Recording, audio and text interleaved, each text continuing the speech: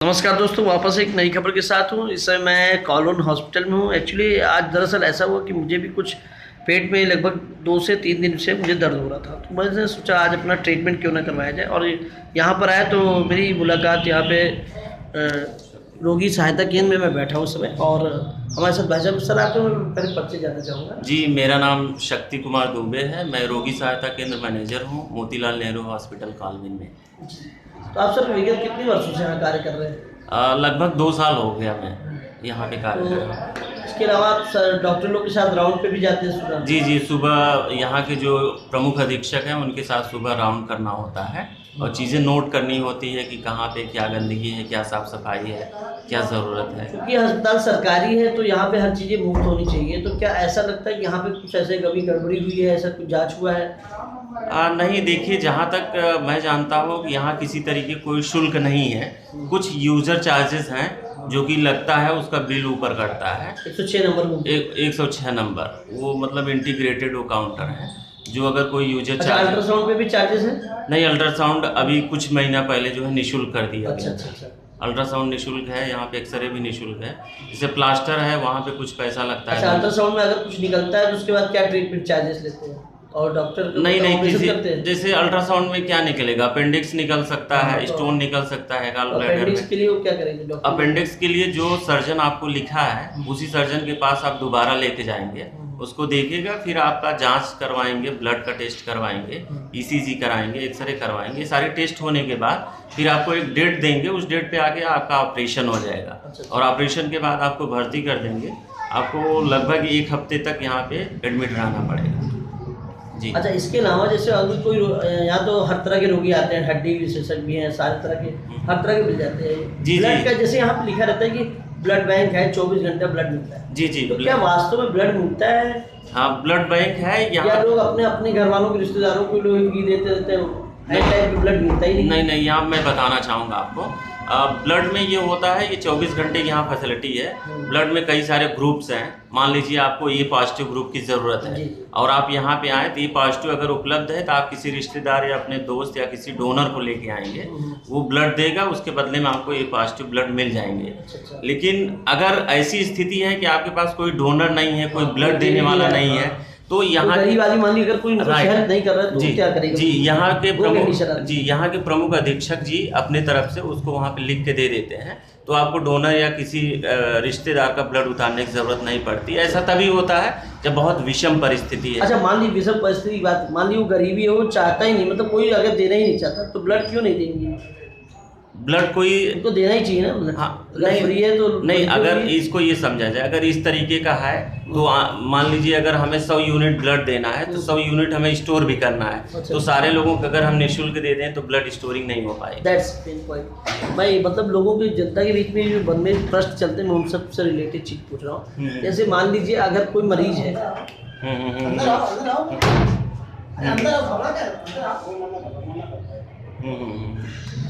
एक मिनट बाद आइए। तो मेरे कहने का मतलब सिर्फ इतना है, जैसे मरीज है, अब मरीज को मान लीजिए कोई भारी ऑपरेशन कराना, उसके पास पैसे बजट नहीं है, तो क्या उसके लिए कुछ कोई पैसे अगर कुछ अगर नहीं, चाहे मरीज भारी हो चाहे छोटा हो, सरकार की तरफ से जो स्कीम है, आपका जांच पड़ताल के बाद जो भी कोई रोग आता है, अगर ऑपरेशन की पुष्टि हो जाती है कि ऑपरेशन करना ही पड़ेगा, तो ये पूरी तरीके से निःशुल्क है, आपका किसी तरीके। अच्छा, मैं यहाँ पे जगह जगह भी 2-3 पोस्टर ये देख रहा हूँ कि भ्रूण लिंग जांच कराने आपको जुर्माना या कुछ ऐसे पैसे लग सकते हैं। PCPNDT एक्ट के तहत। ये पहले ऐसा नहीं था? नहीं, PCPNDT के तहत ये हर जगह, चाहे प्राइवेट हो चाहे सरकारी, सारे जगह वहाँ के बाहर, अल्ट्रासाउंड के बाहर ही लिखना। इन सब चीज़ों को लिखने से आपको कुछ प्रभाव पड़ा है? लोग कराने से भी डरते हैं कि निश्चित तौर पे अभी लेटेस्ट रिपोर्ट शायद हम कल परसों में अभी देखे। वही देख रहा हूँ, पहले ये सब बोर्ड कम लगी थी या लिखी भी गई थी तो बहुत कोने और नॉर्मल जगह पे लगी। अभी मैंने देखा हर कमरे में कई जगह पे कॉलोनी में देखने को मिला, बड़ी अच्छी बात है। तो लोग इससे कहीं ना कहीं डरेंगे और चेक कराने से 10 बार पहले सोचेंगे। निश्चित तौर पे अभी लिंगानुपात लड़कियों का पहले की अपेक्षा बढ़ गया इन्हीं सब वजह से।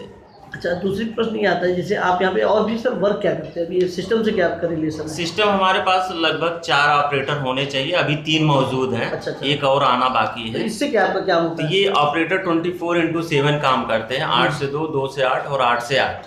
तीनों शिफ्ट में ड्यूटी चलती तो इसमें है। entry ऑपरेटर काम ये रहता है कि डेली 5 फीडबैक लेना है जो बाहरी पेशेंट आते हैं रेंडमली, कि उनको कैसी सर्विस मिली, क्या सुझाव देना चाहते हैं, क्या दिक्कत हुई। चलिए, वो close the chapter। जी प्रश्न और भी आते हैं मन में, जैसे अस्पताल में कोई मान आपकी मरीज जो एडमिट है, उसके अलावा क्या रात में भी डॉक्टर रहते हैं यहाँ पे? बिल्कुल 24/7 यहाँ चलता है। तो डॉक्टर कौन, मतलब जो नाइट शिफ्ट के डॉक्टर है वो दिन में नहीं आते होंगे? नाइट शिफ्ट वाले नहीं आते क्योंकि 12 घंटे की ड्यूटी हो तो जाती वो 12 घंटे होते हैं, उसके बाद यहाँ पे दूसरे डॉक्टर रहते है। हैं। राइट। तो दोनों मतलब 24 घंटे यहाँ सुविधा मिलती है, कोई प्रॉब्लम नहीं है? बिल्कुल कोई प्रॉब्लम। अच्छा, उसके अलावा जैसे मैंने महानगर में मुंबई में रहा हूँ और वहाँ की मैंने सरकारी अस्पताल की अपेक्षा इस अस्पताल को देखता हूँ, तो हमारा उत्तर प्रदेश की जो अस्पताल है बहुत ही नीचे स्तर में है। ऐसा क्यों है?